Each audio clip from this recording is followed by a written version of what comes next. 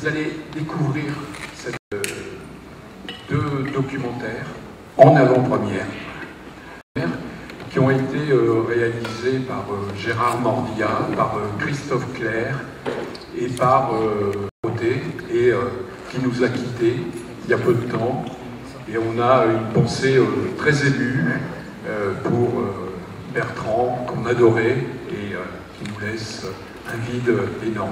Je vais passer tout de suite la parole à Gérard qui va nous expliquer ce projet pour Arte. Bonjour, oui, Dany parle d'avant-première. Effectivement, c'est une avant-première, plus qu'une avant-première, puisque les films que vous allez voir, ni Arte, ni même notre propre producteur les a vus.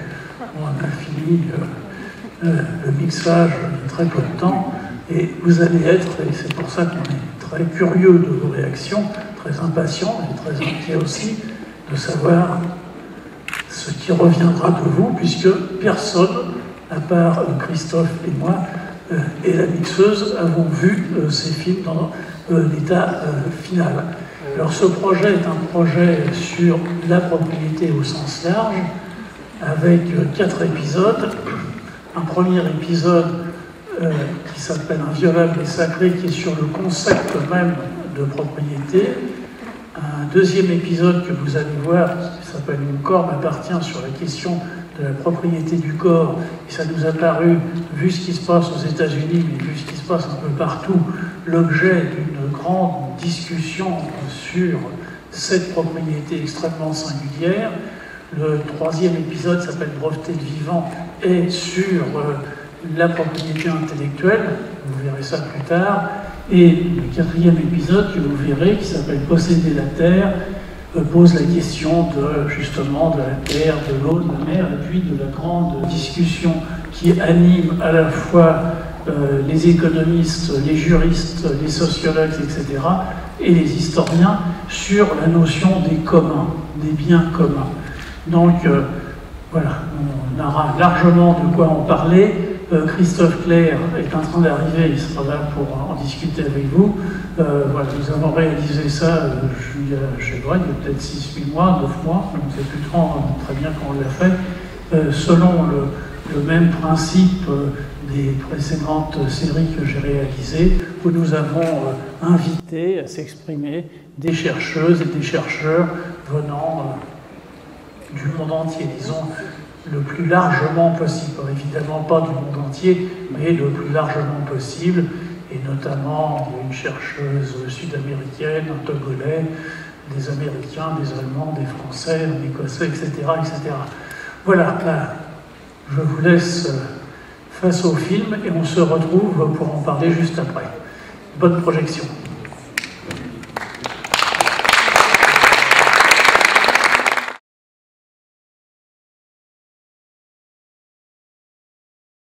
Christophe Clair nous a rejoints. Je rappelle qu'il est avocat, cinéaste, pour cette occasion. Non, sinon non. Avocat ? Ouais. Et pour ceux qui ont vu le tribunal des condamnés d'avance de Daniel Mermet, il est l'avocat de la défense. Je pense qu'à ce titre-là, on peut l'applaudir.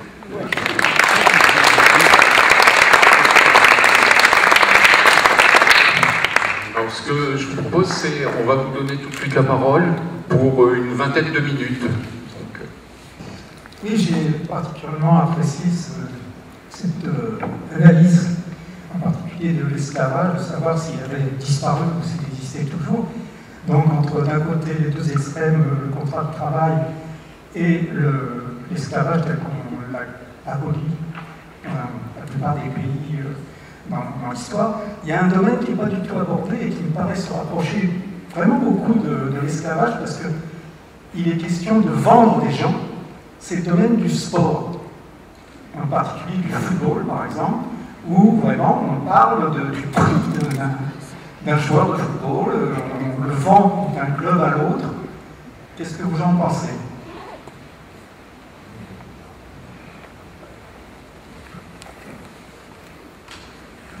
Merci pour ce film que j'ai trouvé extrêmement intéressant et enrichissant, mais je reste un petit peu sur ma faim parce que il comporte, de mon point de vue bien sûr, une lacune qui n'a pas été comblée.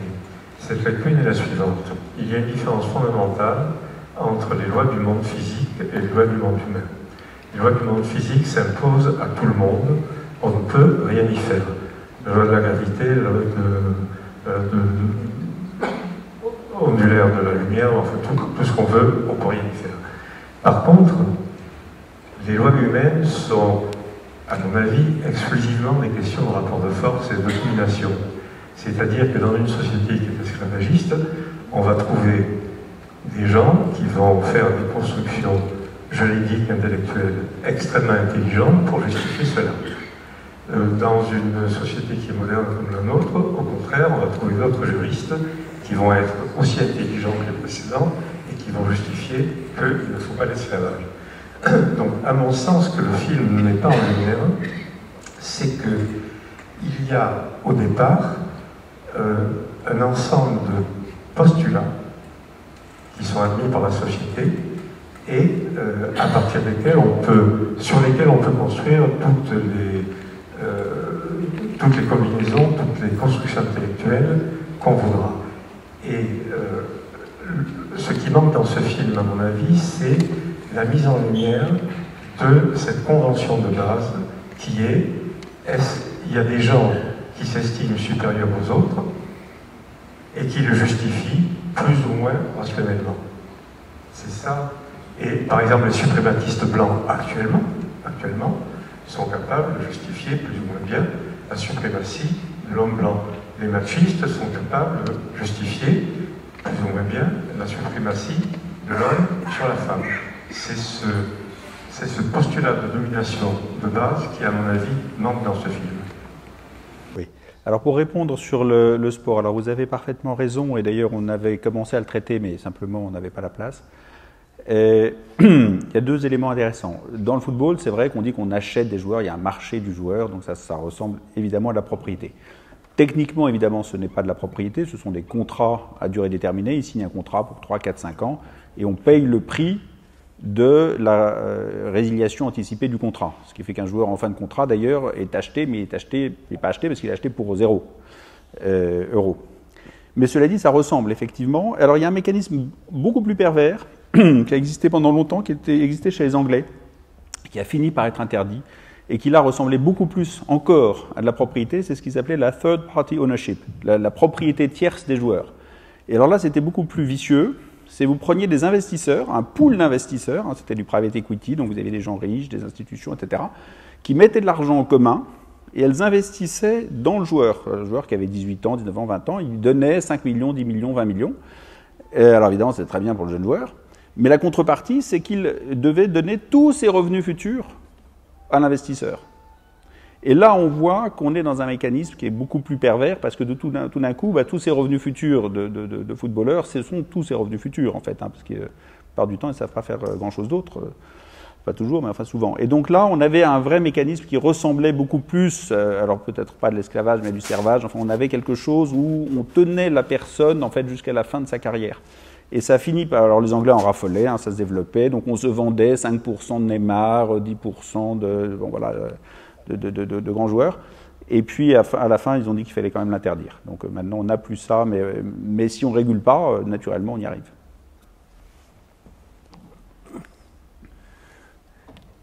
Moi, je vais vous répondre sur le manque, parce que je trouve qu'en réalité, votre remarque, pour moi, je le reçois comme un éloge de notre façon de travailler. C'est-à-dire qu'il est évident qu'en faisant ce travail sur la propriété, nous assumons des manques énormes, des gouffres, des choses qui n'existent pas, mais en même temps, le dispositif cinématographique permet à chacun d'entre vous, je l'espère, ça le prouve, d'exercer son esprit critique, chose qui d'ordinaire est absolument repoussée par la majorité, j'ai envie de dire l'unanimité des formes télévisuelles. lorsque on apparaît à la télévision, que ce soit un sportif, un intellectuel, un homme politique, le témoin d'un accident, c'est pour dire « je sais ». Il n'y a aucune autre place que ce discours qui est un discours de certitude. Nous, je pense que nous mettons en scène quelque chose de très différent, qui est justement le doute, le manque. Évidemment, on pourrait faire une liste énorme des choses qui manquent dans ce film et qui manquent dans toute la série. J'en citerai une que nous avons un peu en travers de la gorge. Nous n'avons pas pu faire un épisode, on n'a pas pu financer un épisode sur l'héritage. Or, l'héritage est un point essentiel de la question de la propriété. Donc, ce que vous exprimez est tout à fait juste et tout à fait fondé. Et c'est formidable que vous puissiez l'exprimer. Et que ça suscite en vous ce type de réflexion. C'est-à-dire que le dispositif que nous avons mis en place, eh bien, s'adresse réellement au public et lui donne cette liberté de réfléchir que lui donnent si peu les autres formes télévisuelles. Mais sur la propriété du corps, je m'étonne que vous n'ayez pas plus de réflexion, de sensations, d'émotions, de remarques. Bonjour à vous. J'aurais une question concernant donc, le droit de propriété, notamment sur la crise sanitaire qui a été donc, on a tous vécu tous ensemble, sur l'obligation vaccinale, ainsi que sur donc, les vaccins qui ont été mis en place pendant pratiquement 22 ans. Et donc là, la question à se poser, c'est est-ce qu'on est en droit de refuser cette obligation, sachant qu'on agit en tout état de droit de cause, sur notre cas, et que du coup, malheureusement, on a été un petit peu l'esclave, si je puis dire, de cette crise. Et en gros, pour résumer un peu la chose, c'était soit on prenait la vie en main et on avait donc le vaccin à la clé, ou soit on refusait la vie et on s'écartait de notre vie humaine, quoi. On a parlé de la propriété du corps. Pourtant, dans la société, il y a un élément qui est fondamental, qui est la légalisation de la peine de mort, où la société s'approprie la vie de quelqu'un pour y mettre fin, pour la détruire, avec comme seul principe, un principe soit de vengeance, soit d'empêcher de nuire. Bon, dans la notion d'appartenance du corps, il y a donc un aspect qui est purement social également, puisque ce n'est plus une appartenance vis-à-vis de quelqu'un ou vis-à-vis de soi-même, mais vis-à-vis de la société.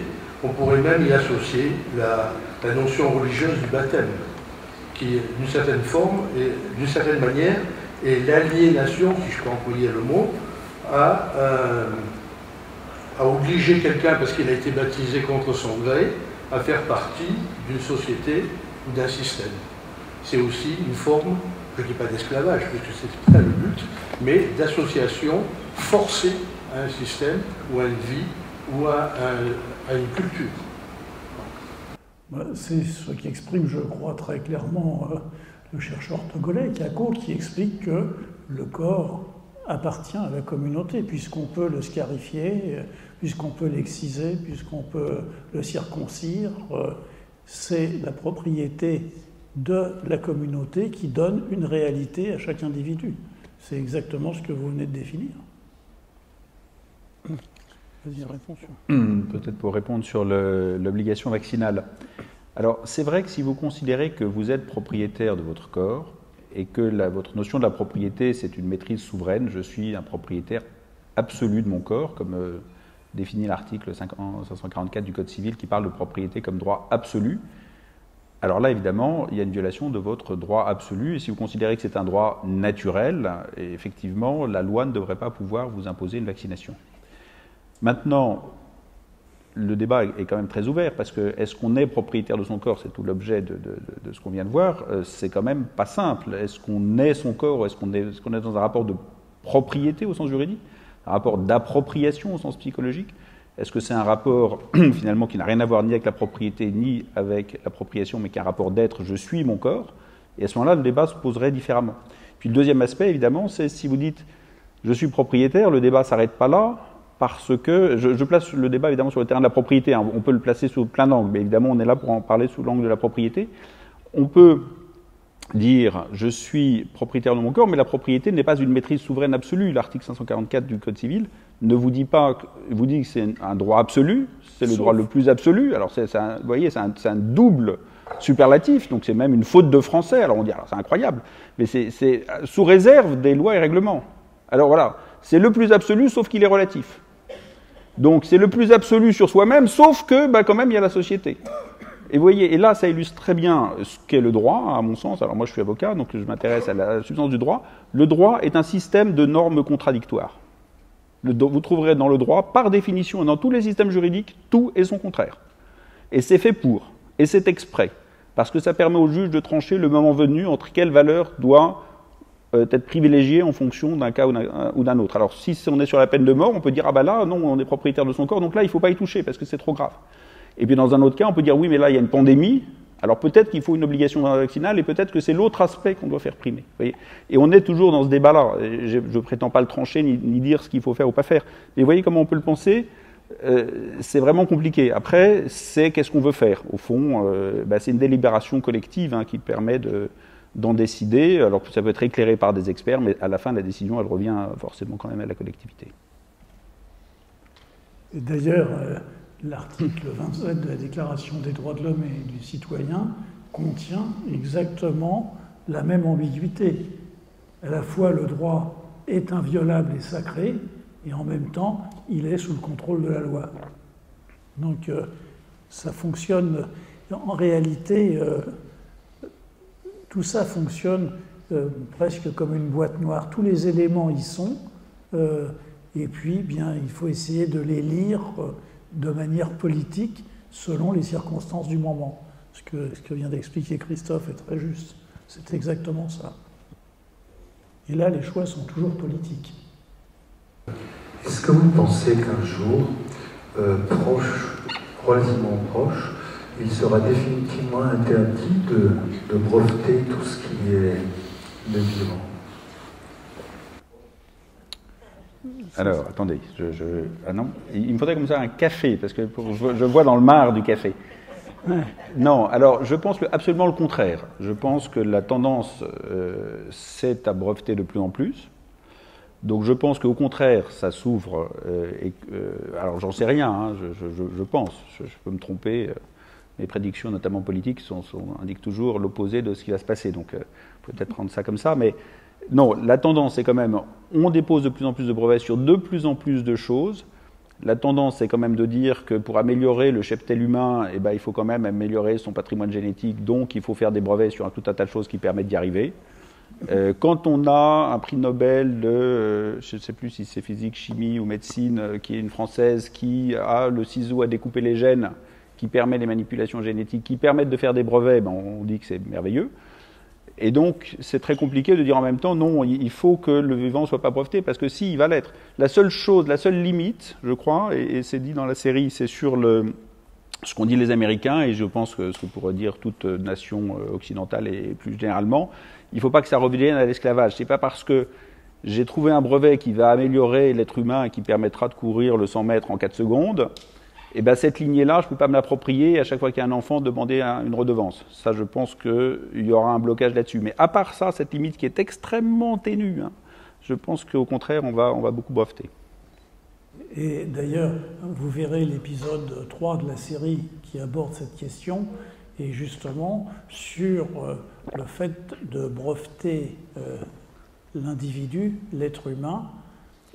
Effectivement, les Américains ont ressorti un article qui interdisait l'esclavage pour interdire ce type de brevetage. Mais le reste, évidemment, reste toujours dans la perspective de breveter plus, parce que le brevet est aujourd'hui une richesse bien plus grande que l'objet même du brevet lui-même. C'est le brevet qui est devenu une marchandise d'exception, et le marché des brevets est, aussi paradoxal cela soit-il, plus lucratif par exemple que le marché des médicaments en tant que médicaments. Mais vous verrez ça dans l'épisode 3. Sur Arte. Sur Arte. Et là, vous allez voir l'épisode 4 qui s'appelle posséder la terre et qui pose la question justement de la terre, de l'air et surtout des communs. Et bien donc, à nouveau, bonne projection et puis rendez-vous tout à l'heure.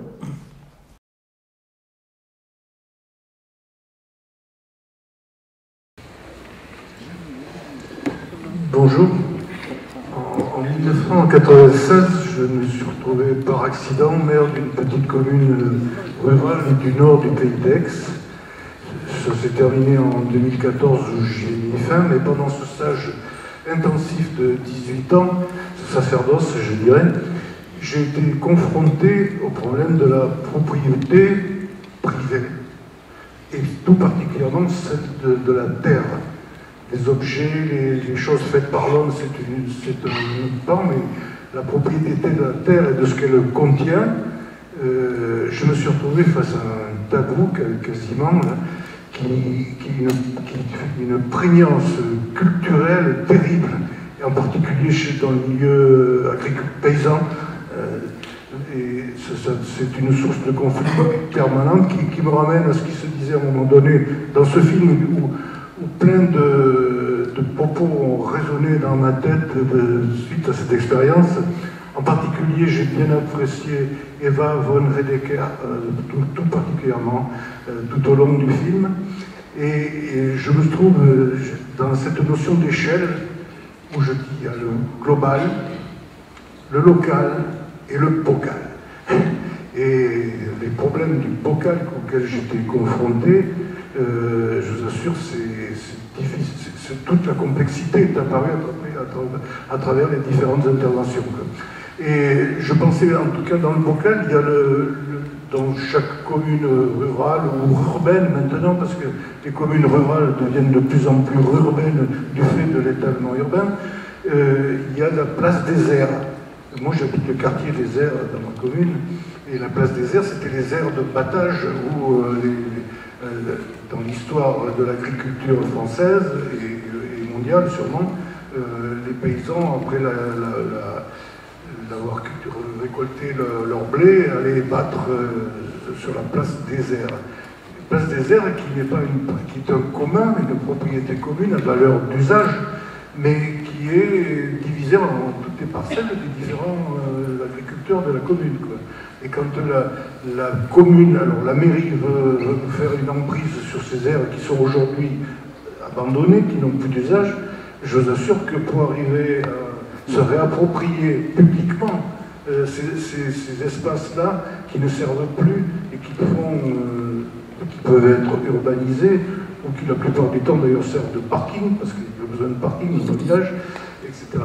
Bref, tout ça, je trouve, tout ce qui est dit là, ça recoupe ce que Gérard Morguillat disait.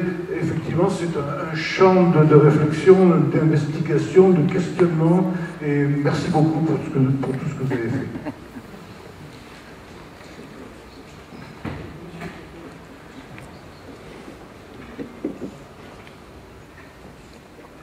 Bonjour, je vais peut-être être un peu confus, mais j'ai l'impression que le recours au mot du commun, c'est un peu un recul dans la visée progressiste et dans les mouvements progressistes, sachant qu'on va parler de plusieurs thématiques qu'on va considérer comme des communs. Par exemple, comme tu l'as dit, la terre ou la nourriture, en entendant que la santé est du commun, par exemple, mais qu'on ne peut pas penser, je pense, la santé sans le relier à toutes les autres thématiques, dans le sens où, dans notre société, pour cultiver une terre, on va avoir besoin de tracteurs, on va avoir besoin de... Désolé, je suis un peu stressé. Mais dans le sens où l'usage d'un commun va mobiliser toute la société et toutes les industries. Et du coup, parler de dire que, par exemple, la Méditerranée est un commun, c'est prendre en compte, pour pouvoir aller en Méditerranée, la construction des bateaux, la construction... Du coup, on ne peut pas dire tel truc est un commun sans prendre en globalité. Et je pense qu'en réalité, il y a plus un commun que des communs. Et c'est la question de la réappropriation collective du commun. Et que parler de commun spécifique, moi un peu une impasse. Et aussi par rapport à un moment où le dernier intervenant conclut comme quoi la propriété est un langage, mais il pense que le langage justifie la propriété, mais qu'au fond, la propriété, c'est un rapport de force. Les esclaves étaient la propriété d'un maître parce qu'il y avait un rapport de force entre la société esclavagiste et la société esclavagisée, et que du coup, après la propriété privée de l'esclavage, c'était le discours que la société esclavagiste portait sur l'esclavage. Mais ce n'était pas juste un jeu de mots, c'était un rapport de force sociale, et que je pense qu'il ne faut pas oublier cette perspective, et que du coup, pour arriver à s'engager face à la transition écologique qui est un peu sous-jacent dans ce film, je pense qu'il y a la question du comment on investit les communs, mais ça, je pense que ça pose la question de la prise de pouvoir et de la question du pouvoir, sachant que, par exemple, la sécurité sociale, on peut considérer que c'est un commun, c'est une ressource qui était gérée de façon démocratique et qui était mutualisée. C'était dû parce qu'il y avait un mouvement ouvrier qui s'est renforcé durant la résistance qui a pu l'imposer. Mais en 1948, ça a été fini, la sécurité sociale comme gestion collective. Et pourquoi ça a été fini? Parce que le pouvoir était toujours aux mains des capitalistes. Et du coup, je pense qu'il faut... Voilà. Merci. Une question simple, mais infinie. Quel est votre point de vue? Que pensez-vous de l'appropriation de l'espace, aussi bien par les États, par le public, que par le privé? Je vais répondre en premier, monsieur, sur l'appropriation de l'espace. C'est un des grands enjeux contemporains, puisque cet enjeu est fondamentalement un enjeu stratégique.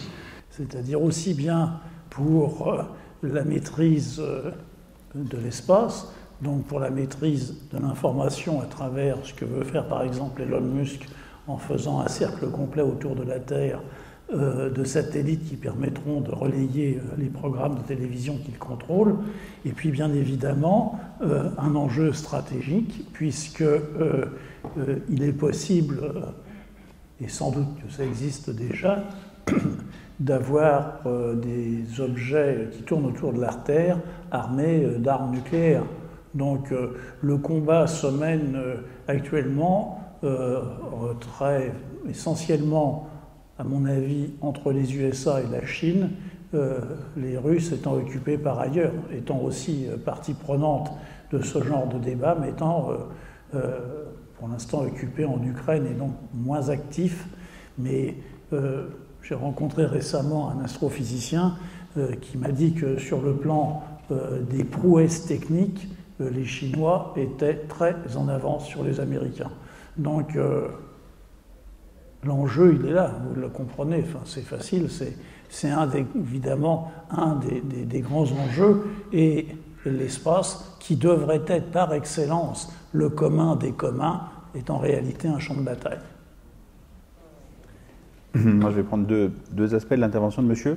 D'abord, sur le point de vue final de Michael Xifaras, qui nous dit la propriété, au fond, est un langage. Et vous dites, mais oui, mais c'est aussi un rapport de force et un rapport politique. Je crois que ce qu'il dit précisément, c'est que c'est un langage. On peut tout dire dans son langage, mais on ne peut pas le dire n'importe comment. Et je crois que c'est de mon point de vue, très intéressant, parce que ça articule précisément, mais ça dépend. Ça articule précisément, pardon, c'est des private jokes. Ça articule précisément le rapport du politique et du droit. Le politique, on pense que tout est possible, mais tout n'est possible que dans un langage, que dans un cadre existant, que dans des stabilités. Et ça, c'est le langage du droit. C'est le langage de la propriété. Donc c'est sûr qu'on peut faire évoluer les choses, mais au fond, pas n'importe comment, parce qu'on est pris dans ce langage. Et je crois que c'est ça le sens profond du message de Michael Xifaras, qui ne nous dit pas on ne peut rien faire, ou tout est enserré, ou tout est libre. Il nous dit non, on peut faire énormément de choses, mais au fond, de certaines façons. Il y a des voies d'exploration qui sont ouvertes. Et puis le deuxième point que vous exploriez, c'est mais est-ce que les communs, c'est pas au fond un recul, parce que c'est compliqué à définir. Alors, d'abord, il y a une définition précise des communs. Alors, c'est amusant parce que je lisais tout à l'heure les rencontres d'Aix, les fausses, celles qui ont lieu la semaine prochaine, la limitation des rencontres d'économique, une sorte une pas-limitation en quelque sorte. Une pas-limitation. Hein. Alors, d'ailleurs, économique. Bon. On va appeler ça les rencontres gestionnaires, parce qu'au fond, il n'y a que des chefs d'entreprise. Et ils définissent, alors ils traitent des communs, puis alors ils définissent les communs dans le petit texte introductif pour dire que les communs, c'est quand il y a une ressource commune. Mais ça, c'est bien, mais c'est les définitions de 1960, c'est même presque avant Hardin, c'est certainement avant Ostrom. Oui. Non, les communs, on sait qu'il faut une ressource commune, il faut une communauté attachée à cette ressource, il faut des règles communes, et puis dans ce qui vous avait présenté, il y a une quatrième règle qui est proposée, qui est intéressante, c'est un principe de non-domination. Il ne faut pas que dans le groupe qui gère les communs, il y en ait un qui domine tous les autres, sinon ce n'est pas vraiment du commun. Or, ce qui est intéressant dans cette définition-là, c'est que on peut l'appliquer à toutes les échelles, petite, moyenne, grande, avec les difficultés que ça présente souvent on dit qu'il faut que ça commence en petite échelle et que ça grossisse, et puis Eva van der Decker nous dit pas forcément, et monsieur le reprenait en disant parfois c'est beaucoup plus compliqué de le faire fonctionner à petite échelle. Mais ce n'est pas un recul dans le sens où c'est un des instruments possibles. C'est l'instrument qui s'occupe de la propriété collective entre la propriété individuelle et la propriété étatique. Et c'est faire revivre au fond cet idéal, c'est faire revivre ces représentations comme un instrument possible permettant d'avancer. Mais il ne doit pas se mettre en conflit avec l'idée de propriété étatique, il ne doit pas se mettre en conflit avec l'idée de la propriété sociale, parce que ce que vous parliez par exemple de la sécurité sociale, qui tombe dans le champ de la propriété sociale telle qu'elle a été définie à la fin du XIXe siècle, qui est la capacité de la collectivité de désigner un certain nombre de biens qui vont servir de support à des droits collectifs. Voilà, donc la question c'est d'articuler tout ça et certainement pas de les mettre en opposition. Oui, j'ajouterais que là aussi, et je pense que Sarah Van Uxem l'exprime assez bien, il n'y a pas non plus, parce qu'on tente de le faire, et par exemple l'ineffable, comment il s'appelle, Ferry a voulu le faire, d'opposer l'idée que l'on puisse accorder des droits à des êtres non humains. Luc Ferry, lui, un homme extrêmement intelligent, pense que c'est une théorie nazie. Mais bon. On en parlera à Jacques Attali pour voir ce qu'il en pense. On va peut-être dire islamo-nazi même d'ailleurs. Oui, islamo-nazi. Bref, mais cette idée d'accorder des droits à des non-humains n'est pas par nature en opposition à la Déclaration des droits de l'homme, par exemple. Mais au contraire, et je pense que aussi bien Cacot que d'autres insistent, et je pense que chacun peut en être conscient, sur le fait de notre solidarité de fait avec le vivant au sens large. Nous sommes une partie du vivant et nous ne trouvons pas en conflit. C'est pas parce qu'on accorderait des droits à une forêt, à une rivière, à une mer, etc., que cela nous priverait d'autres droits comme la liberté, la propriété, la sécurité, etc. Je veux dire, et donc il y a toujours ce genre de conflit, et c'est pareil pour les communs. On essaye de mettre ça sans arrêt, de les disqualifier finalement, en pensant que c'est source de conflit. Mais pour arriver à dépasser à la fois cette disqualification et les mettre en œuvre, il y a un point plus délicat à aborder, peut-être plus douloureux, qui est l'idée que pour que ça fonctionne, il faut que les individus aient une conscience sociale, peut-être une conscience politique, et vraisemblablement de la vertu, parce que ça ne s'invente pas sans difficulté. Plusieurs en ont témoigné et je partage cette analyse. Je pense que c'est ça. Et je crois que c'est vrai que les communs, pour l'instant, sont une sorte de point de départ, mais en tout cas, c'est un point essentiel comme point de départ pour nous forcer à penser en dehors des catégories fixées de la propriété absolue, etc., etc. Il faut arriver à dépasser ça, d'abord dans les consciences, avant de l'appliquer dans les faits.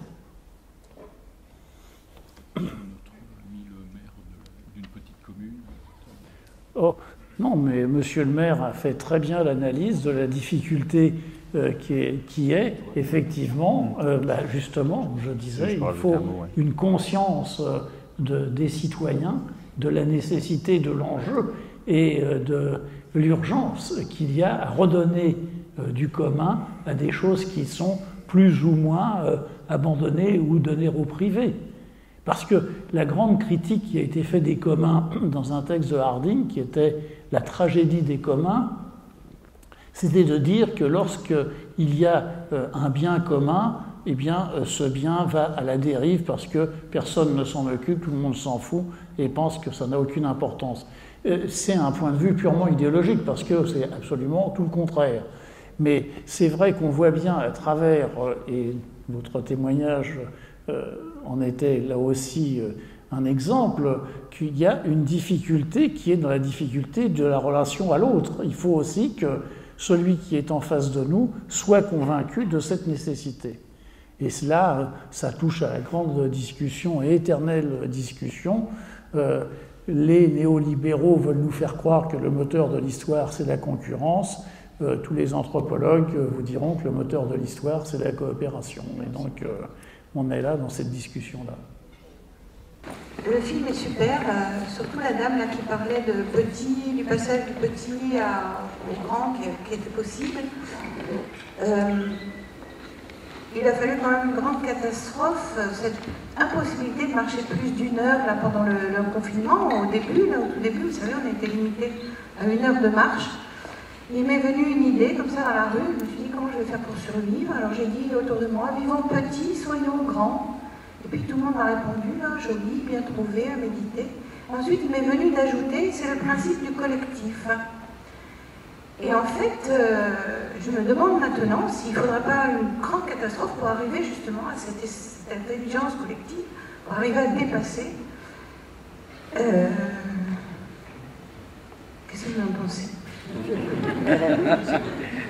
Non, vous parlez de grande catastrophe et ça m'évoque évidemment, c'est juste une anecdote, lorsque la précédente série que nous avons fait avec Bertrand Roté, nous avons discuté avec Galbraith, le fils du vieux Galbraith, qui enseigne au Texas et en Chine, et à qui on expliquait le problème de la question écologique aux États-Unis.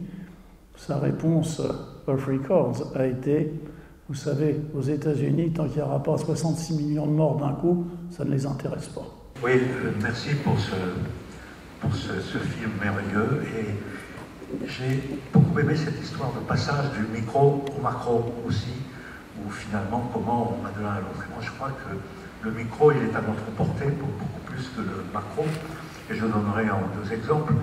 Disons que ce n'est pas forcément la propriété qui est importante, mais c'est le mode de gestion, comme le disait un des intervenants. Donc un exemple, des jardins qui se créent au bas d'une résidence de logement social.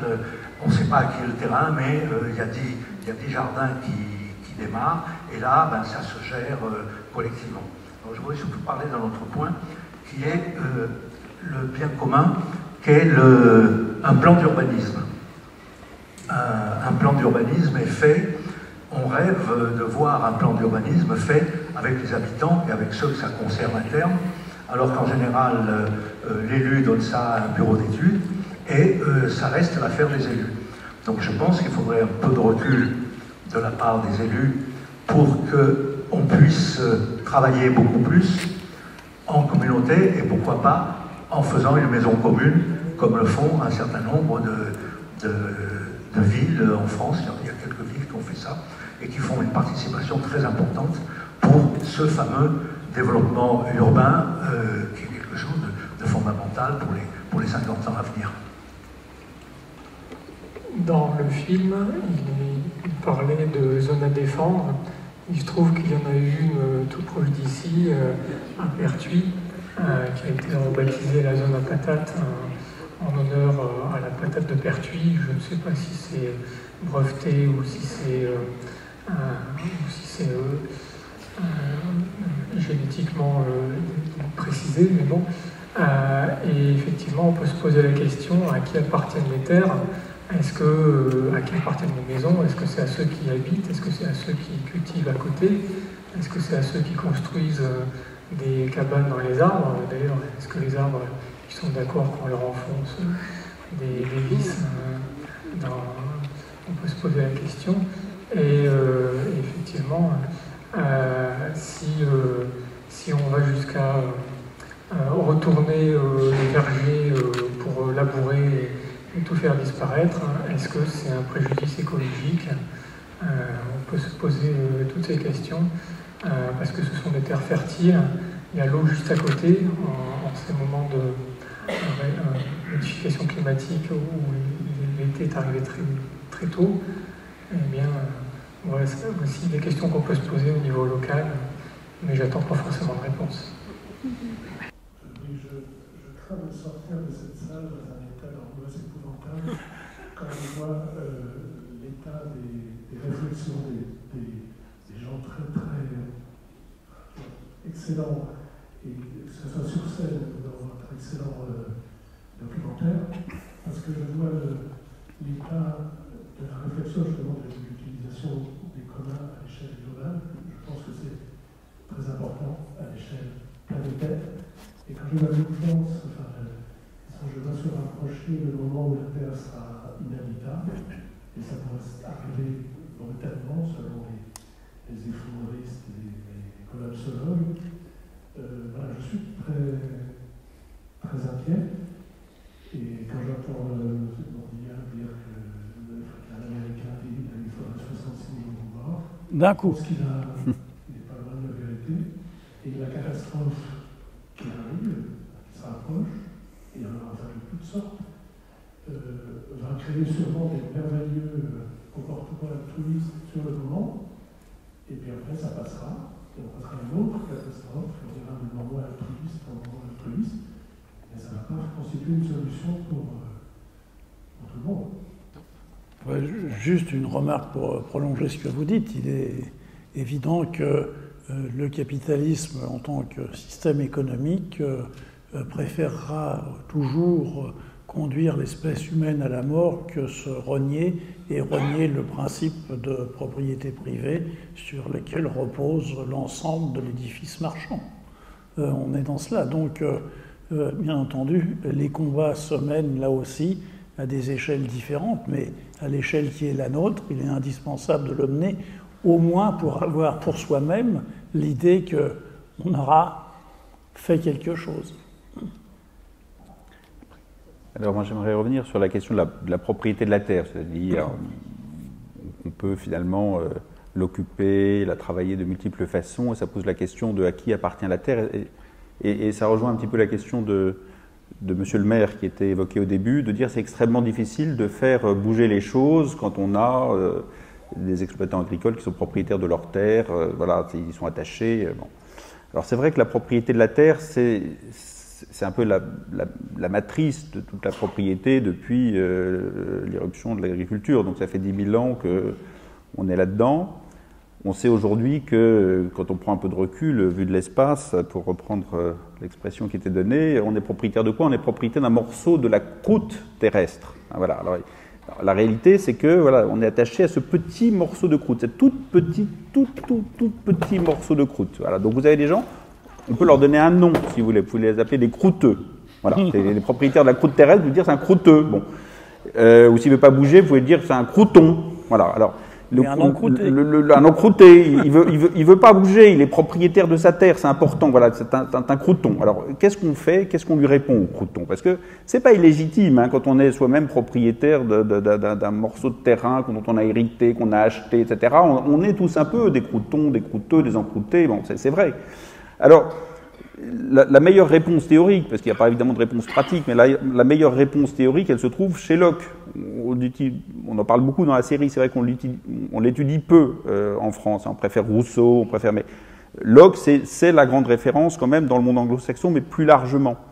Et Locke, quelle est sa théorie? C'est de dire, sa théorie de la propriété, c'est une théorie de l'appropriation. Donc, je cueille un fruit dans un monde où il y a, voilà, primitif, je suis là, comme ça, je cueille un fruit. Le fait que je cueille ce fruit, comme je suis propriétaire de moi-même, eh bien, il y a une sorte de mélange de la propriété de moi-même et de mon acte qui fait que je deviens propriétaire du fruit et que je peux le manger. Alors ça veut dire qu'au fond, c'est le travail qui me permet d'être propriétaire. Donc, si je travaille la terre, logiquement, je deviens propriétaire de la terre.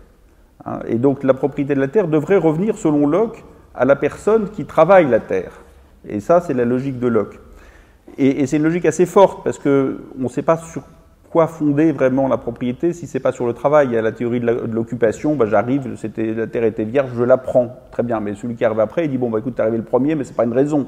Voilà. Je suis plus fort. Alors, la deuxième raison, c'est le droit du conquérant. Voilà, j'ai conquis la terre, et puis il va te faire foutre. Quoi. Je suis plus fort que t'es pas content, mais je suis plus fort. Bon, alors c'est à moi. Alors voilà, on voit bien que c'est pas très satisfaisant. Donc, le travail, c'est plus satisfaisant, c'est la théorie de Locke. Alors, Locke, la difficulté, c'est qu'on peut le lire à la fois comme un grand progressiste, puisqu'au fond, si on est propriétaire de ce sur quoi on travaille, l'ouvrier dans l'usine, il devrait être propriétaire de sa production aussi, hein, si on lit bien Locke. Mais Locke, il va pas jusque-là. Locke, il nous dit, on est propriétaire du fruit qu'on cueille. Alors, si on en cueille trop, à partir d'un certain moment, on cesse d'en être propriétaire parce que c'est du gaspillage. Alors là, on n'est plus propriétaire. Ah, mais ça l'ennuie parce qu'il veut quand même qu'on puisse accumuler un petit peu. Alors, il dit, mais qu'est-ce qui se passe si je vends mon surplus de pommes? Si je vends mon surplus de pommes, qu'est-ce qui se passe? Je reçois de l'argent. Et là, il a une phrase magnifique, l'argent ne pourrit pas. Alors, comme l'argent ne pourrit pas, on peut l'accumuler. Et donc, c'est pas mal. Voilà. Donc, vous voyez, chez Locke, on trouve tout et son contraire, mais le premier Locke, le Locke du début du raisonnement, il y a une vingtaine de pages magnifiques. Si vous prenez les premières pages de son raisonnement et qu'on s'y arrête, on va dire, chez Locke, la propriété, c'est le travail. C'est le mélange de ce qu'on est, de ce qu'on met dedans, et c'est le travail. Et ça répond à la question, c'est une réponse qu'on peut donner aux croutons. Voilà, ça fait une discussion avec les croutons, hein, avec un peu de chance, ils vous paieront un coup à boire. La terre inhabitable. La terre inhabitable. Non, pas obligé. Non, c'est Gérard qui aura la terre inhabitable. La ZAD. Ah oui, la ZAD.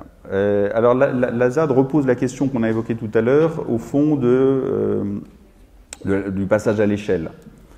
Et ce qui ressort pour moi de tout le travail qu'on a fait, c'est que il n'y a pas de passage à l'échelle.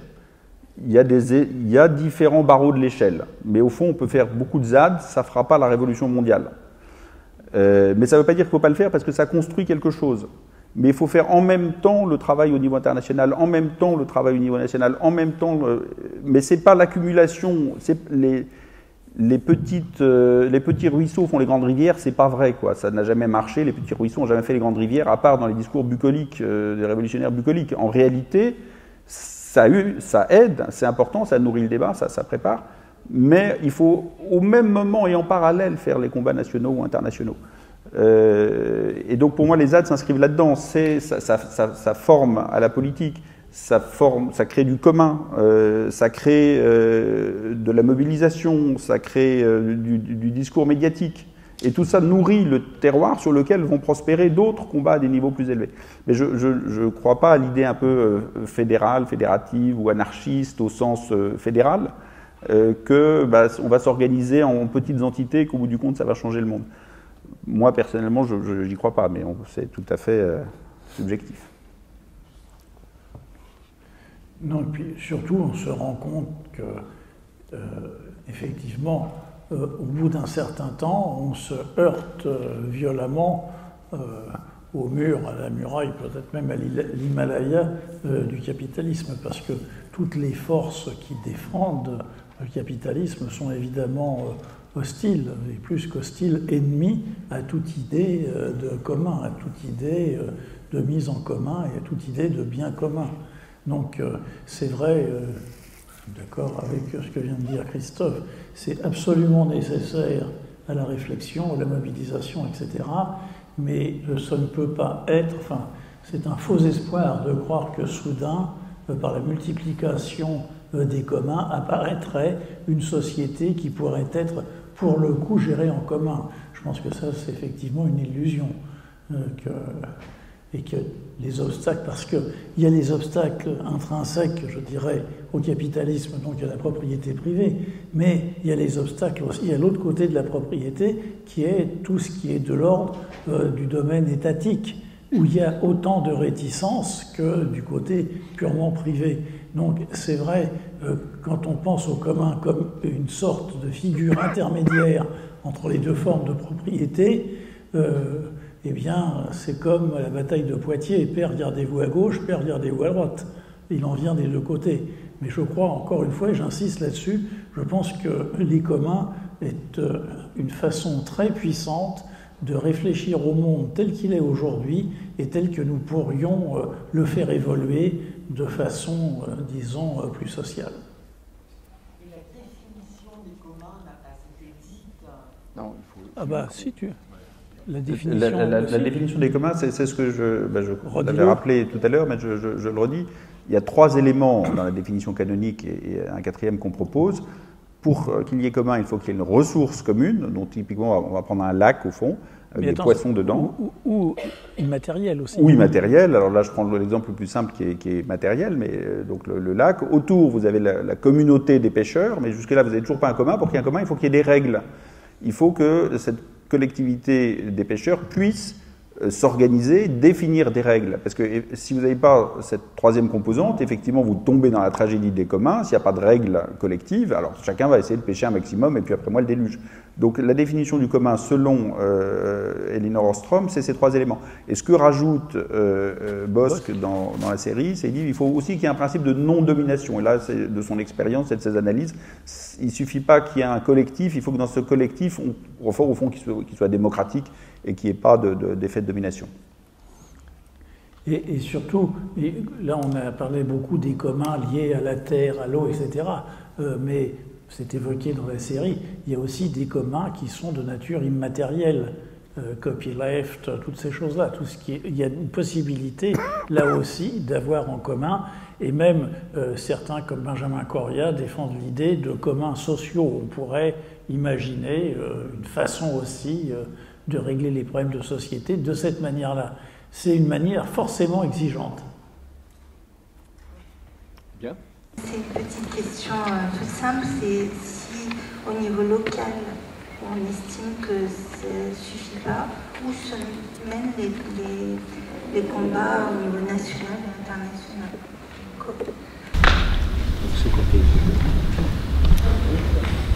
Au niveau international, il y a une réunion, je crois, au Portugal sur les problèmes de la mer.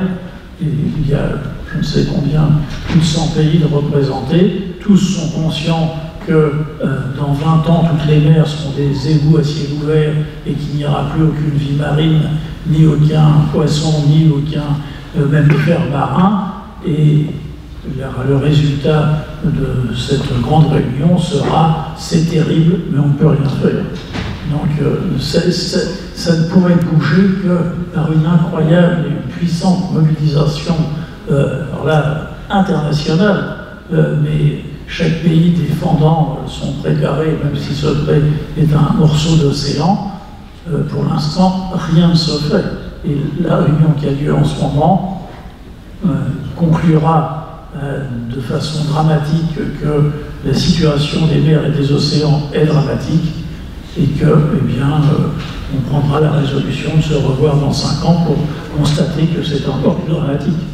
Non, je veux dire, c'est pour ça que c'est très très difficile. C'est que je disais, les obstacles sont du côté du privé, tout simplement de l'économie, du néolibéralisme, du capitalisme, appelez-le comme vous le voulez, mais aussi du côté des États, puisque les États, pour des raisons de stratégie ou de politique, défendent aussi des positions qui sont hostiles au commun. Et donc, c'est là toute la difficulté. Mais aussi du côté des États, puisque les États, pour des raisons de stratégie ou de politique, défendent aussi des positions qui sont hostiles au commun. Et donc, c'est là toute la difficulté.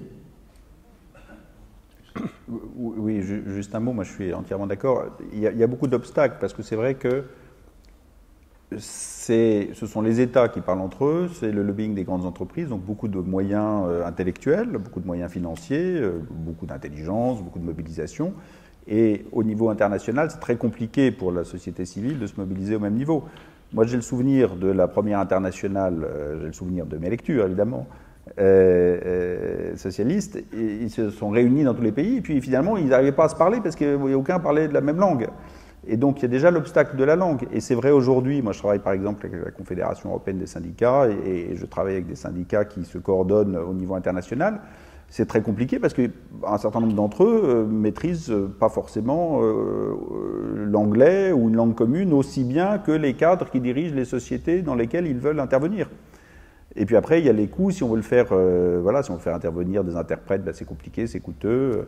Donc c'est vrai que cette mobilisation-là, elle est extrêmement difficile. Alors ça ne répond pas du tout à votre question de comment on fait, ça répond plutôt à pourquoi on n'y arrive pas.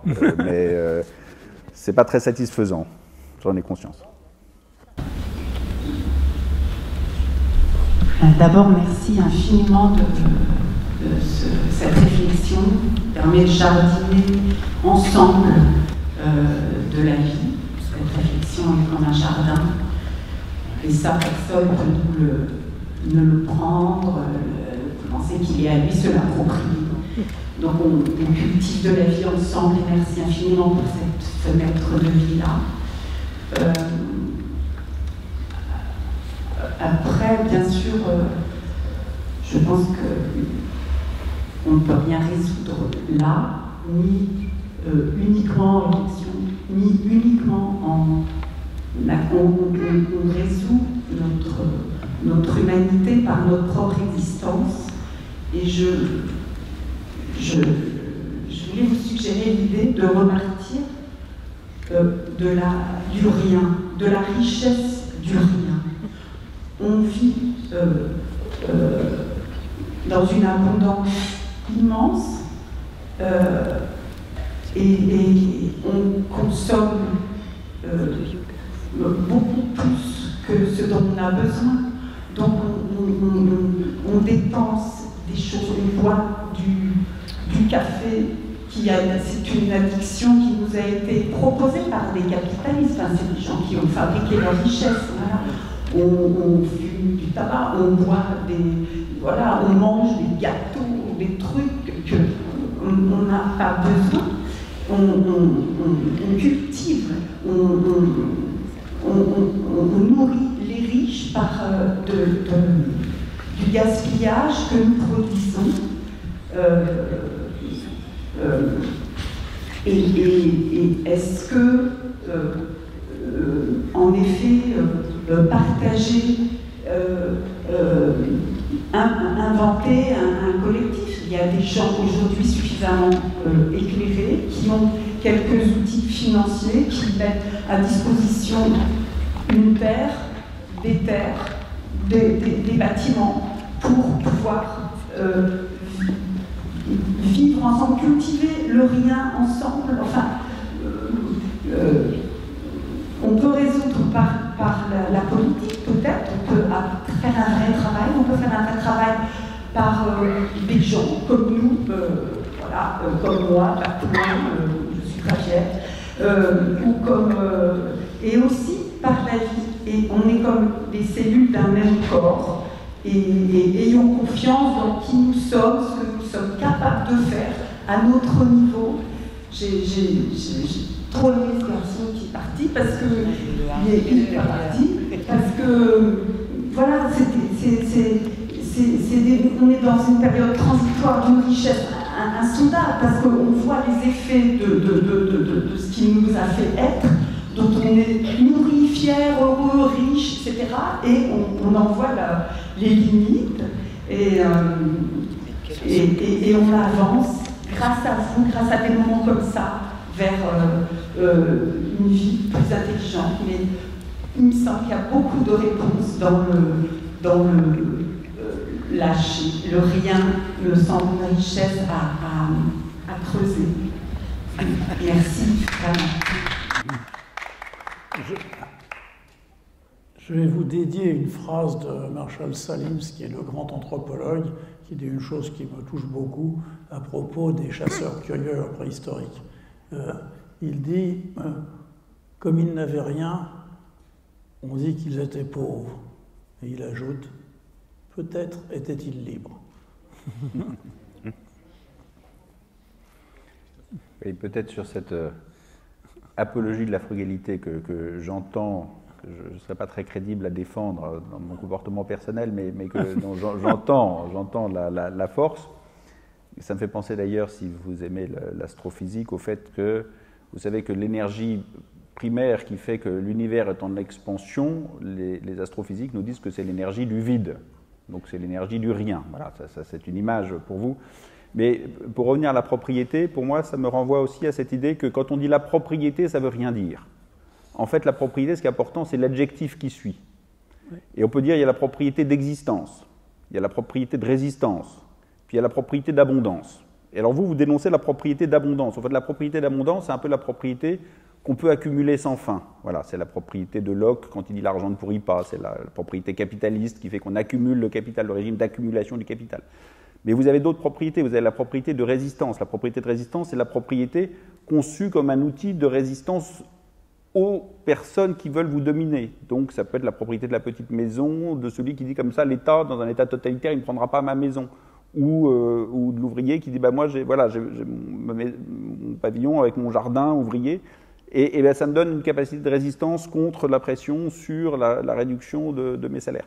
Et puis vous avez la propriété d'existence, celle dont parle notamment Robespierre, qui va vous dire au fond la propriété d'existence, c'est la propriété qu'on peut admettre à condition qu'elle ne porte pas atteinte à l'existence des gens, à l'existence de ceux qui n'ont pas cette propriété. Donc c'est cette propriété minimale pour chacun qui vient borner la propriété d'abondance des autres. Et cette propriété d'existence, pour moi, elle vient un peu en miroir de votre idée de frugalité. Vous avez parlé d'astrophysique, je ne peux pas m'empêcher de rebondir là-dessus en me demandant si Gérard Mordillat n'a pas oublié un paramètre en disant que la résistance vient de la doctrine capitaliste, elle vient de l'État aussi, et puis il y a un autre paramètre dont parle Hubert Reeves fréquemment, c'est le PFH, le putain de facteur humain. Et je me demande si celui-là, alors il peut fonctionner dans les deux sens, hein, régressif ou progressif, mais il me revient en même temps la mémoire de la lecture d'un ouvrage signé Gérard Mordillat, entre autres, il n'y a pas d'alternative. Et en reprenant les propos de Miss Maggie, eh bien, la célèbre Miss Maggie. Je ne sais pas si c'est optimiste ou pessimiste, vous allez me le dire.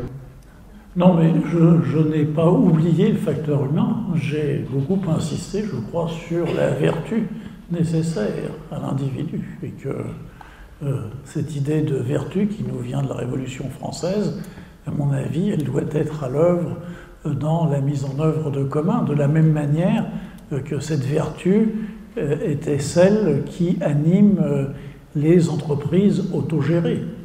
Quand on voit l'exemple de l'IP, qui a été un exemple magnifique, et combattu parce que justement, par l'exemple, ça montrait qu'on pouvait produire autrement, travailler autrement, commercialiser autrement.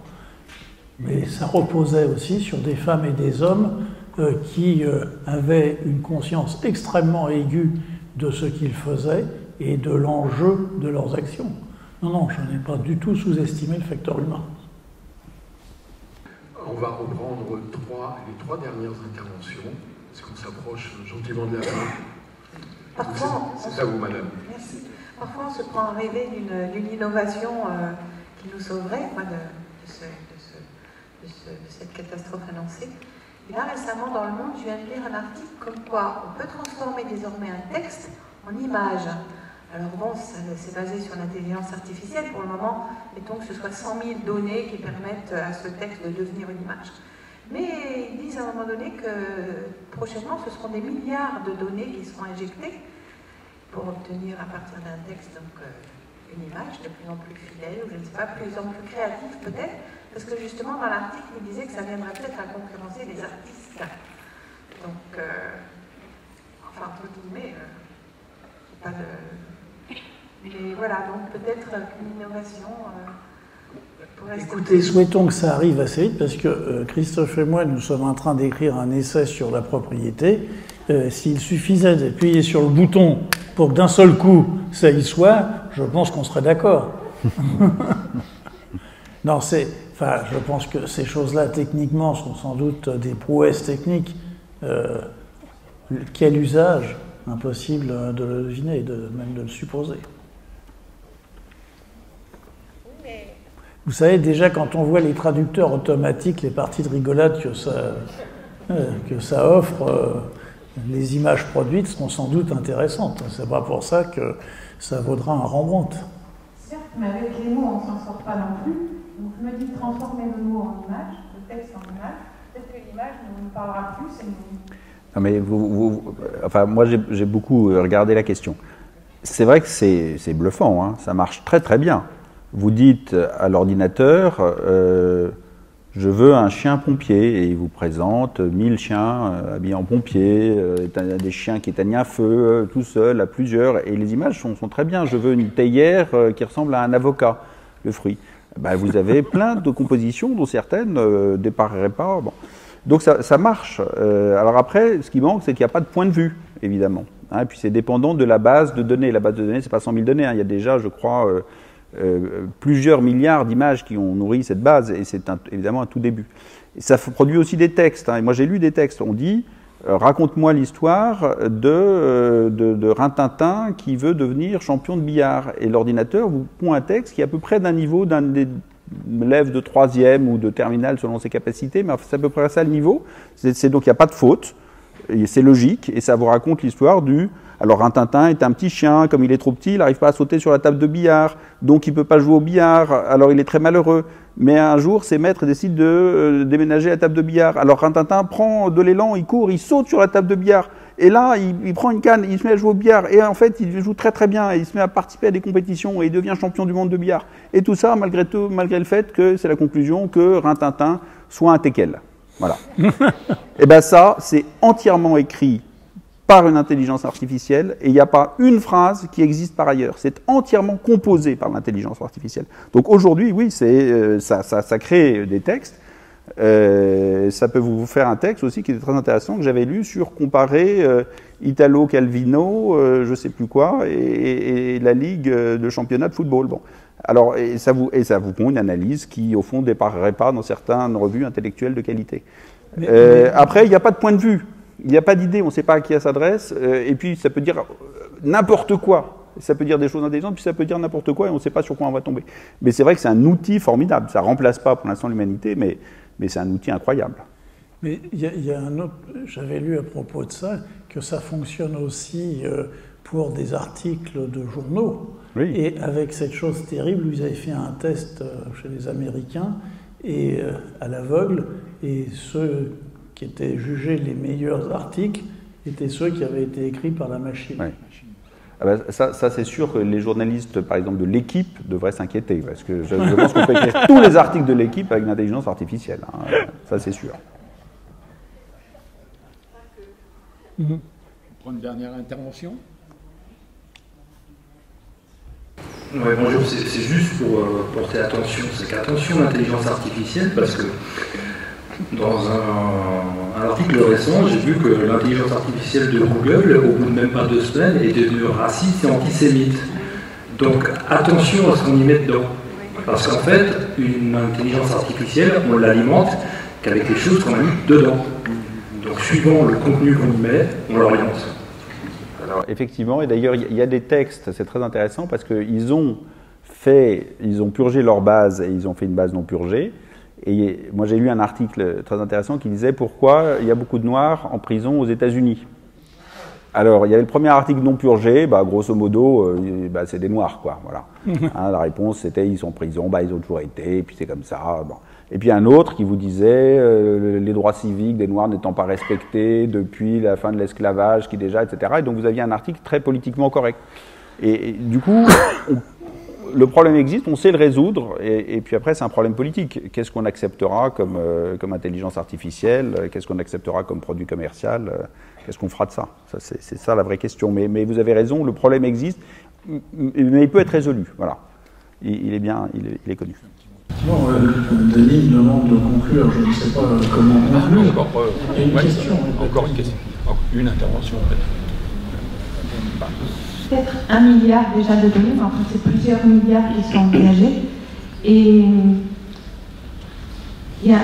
En fait, à un moment donné, le système pourrait apprendre de lui-même en même temps. Donc, comme on voit que les hommes vraiment ne s'en sortent pas, quand même au niveau international, peut-être que la machine sera plus intelligente que l'homme.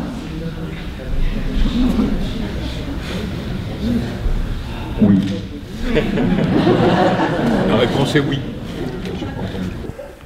Non, juste, peut-être juste pour vous rappeler que pour l'instant, nous n'avons pas de date de diffusion sur Arte.